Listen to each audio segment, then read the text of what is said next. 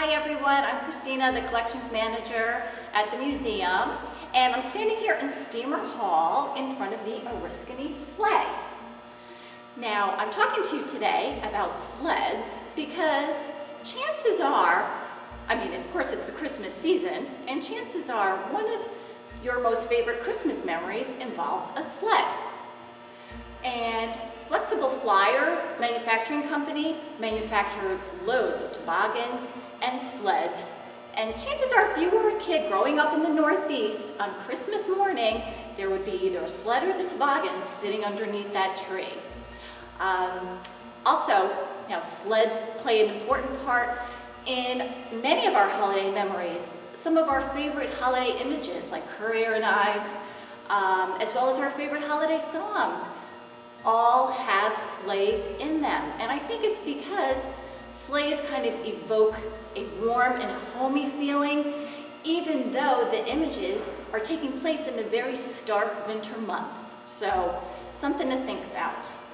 And actually sleds date back all the way to the ancient Egyptians. The ancient Egyptians actually used sleds to help build the pyramids. So that's probably something you may not have known before. But let's talk about the Oriskany sled. All right, so the Oriskany sled was donated to us by the Oriskany Independent Fire and Hose Company. And for those of you who don't know, Oriskany is actually located between Utica and Rome in central New York, so in the middle of snow country. And this is a piece that was born out of necessity, for sure. It's a very rare piece. And if you've heard the term, necessity is the mother of invention, well, clearly this piece is the result of that. In 1904, when this piece was made, motorized fire apparatus was just coming into being.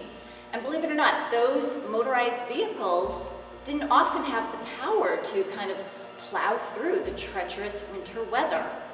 So in 1904, Frederick Rice, who was a blacksmith, a local blacksmith, he was also a charter member of the Independent Hose and Fire and Hose Company, he constructed this piece. And as we look at it, you can see it's a wooden piece.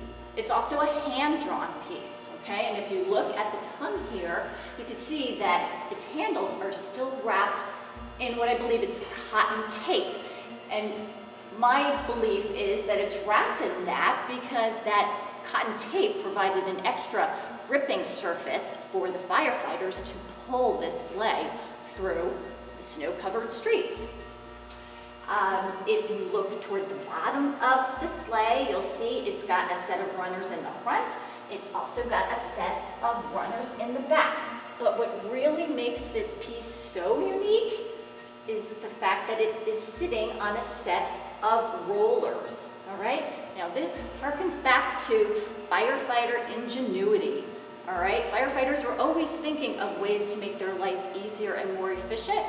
Well, this sleigh was put on a set of rollers which would help allow the sleigh to be rolled out onto a snow-covered street or ice-covered street.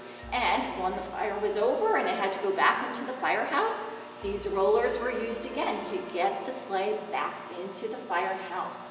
So again, firefighter ingenuity at its best. Now, this piece would have been used to transport things like ladders, hose, nozzles, axes, basically any kind of tool that a firefighter might use. So again, a very utilitarian piece.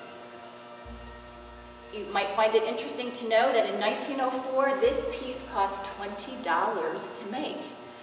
That was a huge sum back in 1904, but the piece was actually in use for almost 20 years. So I would say that that department certainly got its return on investment with this piece for sure. So I hope you enjoyed this holiday segment of Connecting with Collections. And until next time, happy holidays, Merry Christmas, and see you soon.